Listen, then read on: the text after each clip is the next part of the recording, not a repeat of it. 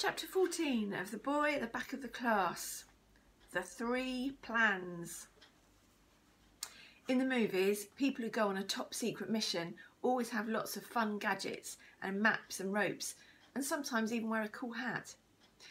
When you're 9 and over 3/4 though, and have to go to school every day, rescue missions are a lot harder, especially when you don't know where the people you want to rescue are, and you have to hide everything you're doing from the one person you're going on the mission for. But even though we didn't have any gadgets or ropes or hats, we spent every break time and lunchtime and home time trying to think up new ideas that might help Ahmet find his family quickly. By Thursday morning, Tom and Josie and Michael had each come up with a plan, but I hadn't been able to think of anything. "Don't worry," said Josie, "you can help us see if our ones will work." I tried to smile, but it didn't make me feel any better. On the way to school, we went through all the plans. Tom went first. He said we should write to the Prime Minister to tell her to keep the gates open until Ahmet had found his family. He had even gotten the address of the Prime Minister's house from his dad and written out the letter. This is what it looked like. "Dear Prime Minister, we heard from some people on the bus that the government was going to lock the gates so that no more refugees could come in, but our friend Ahmet is a refugee boy. You might have heard about him because he's famous for beating up Brendan the bully, and he doesn't know where his mum and dad are and needs to find them. Please, Prime Minister, can you please keep the gates open so that he can find them and so that he can be happy again? Thank you." I thought it was a good idea, and so did Josie, but Michael said it wouldn't work because the Prime Minister was in charge of the government and had probably been the one who told the security guards to lock the gates and sent them her special keys. So we couldn't ask her for any help at all. They're saying her about the Prime Minister because it's the one before Boris Johnson. Then Josie talked about her plan, which was called the Special Appeal. She said we should ring a newspaper and tell them all about it because her mum and dad were always complaining about how many special appeals there were for charities in their newspapers. And once the appeal went out, Ahmet's mum and dad would see it and get in touch. Josie had written the special appeal out and made it as short as possible so that the newspapers could print it quickly. This is what it looked like. Special Appeal. "Please everyone, a boy called Ahmet, who was in Nelson's school, ran away from Syria because of bombs and lost his mum and dad. If you see a man and a woman who looks like this is their son, please ring Mrs. Khan on the telephone number at our school, which is below. We need to find Ahmet's family before the gates are locked, which is why this appeal is so special." We all liked the special appeal plan, but then Tom said that even if we did put the appeal in a newspaper, the newspaper would only be sold in England, and Ahmet's mum and dad might never see it. He knew because when he lived in America, he only saw American newspapers, and that's what it must be like in all the countries of all the world as well. Then Michael told us about his plan. We should write to the High Court, to the judge sitting in the highest chair in the land, and ask them to order all the security guards to open the gates when they see Ahmet's mum and dad, he whispered. It's called an appeal too. I heard my mum talking about them because her law firm are always doing them for people. I'd ask her to help Ahmet, but she's always complaining about how much work she has to do, and she charges hundreds of pounds an hour. "But we can't afford that," cried out Tom.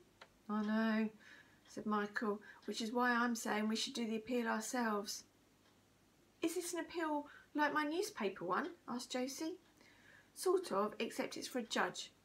All we need to do is find out who the highest judge in the land is and write to them," replied Michael. "We could even send them your appeal," he said, giving Nosy Josie a nudge on the arm. "We'd only need to change it a little bit. Mum's always saying that judges have nothing better to do than read appeals all the time." We were all excited about this idea the most, and as no one could think of anything that might be wrong with it, we decided to go to the school library at home time to find out the name of the highest judge in the land. So when the last bell rang, we told Ahmet we had to get home quickly so he wouldn't follow us and headed straight there. Our school library isn't as big as the one Mum works in, but it has larger windows and lots more sunlight, which means you can see all the books better. Mrs. Finicky is our librarian. She always wears bright coloured clothes and bright red lipstick, and you don't ever have to look for her because she's always standing behind the library counter. I like Mrs. Finicky because she always gets excited when you ask her anything. She tells people off for not looking after their books properly, just like Mum. She has a large sign on her counter that says, "Books are like people. Look past their covers and they'll take you on a great adventure." I like it because it's fun to imagine people as books and guess about what kind of adventure they might take you on. When we got to the library counter, we all looked up at Mrs. Finicky. She was wearing a sky blue top and a sky blue skirt. And Mrs. Finicky smiled and looked down at all of us and said, "Hello, how can I help you all today?" Tom and Josie and me all looked over at Michael and waited. So he asked, "Miss, do you know where we can find out who the highest judge in the land is? We need to find out for homework." "Really?" said Mrs. Finicky, frowning. We all nodded. Mrs. Finicky scratched her chin. "I think we'll have to look online for that," she said, and started typing into her computer. We nodded and waited excitedly for an answer as Mrs. Finicky narrowed her eyes and looked onto the screen. After a few seconds she said, "Here we go, right. Was it the name of the Lord Chief Justice you were after, or the High Court Judge for the Family Division?" We all looked at each other, and then Michael said, "Family Division, please." Mrs. Finicky wrote the name out on a piece of paper. When she gave it to Michael, we all looked over his shoulder and read, "HC Family Division, Dame Leslie Williamson." "Anything else?" asked Mrs. Finicky. Josie said, "Does it have her address there, miss?" Mrs. Finicky frowned again. "Her address?" she asked. "You have to send her a letter as part of your homework?" We all nodded. "So that it gets to her by tomorrow," I added. Well, it's the High Court of Justice you'll need to write to," said Mrs. Finicky, narrowing her eyes at the computer screen again as she wrote it down. "But even if you post it today and it gets to our office tomorrow or on Saturday, remember the courts are closed over the weekend and it won't be the judge who gets your envelope. She'll have a secretary who gets your envelope and she'll open it for you." She handed the slip of paper with the address to Josie. "Anything else?" She looked down at our downcast faces. "I'm sure she'll read your letter eventually. It might just take a while." We left and gathered in the hallway outside. "What are we going to do now?" asked Josie. Her face was all pink, which is what happens when she's really upset. "Even if we send the judge that appeal right away, the gates will be shut after she even gets it.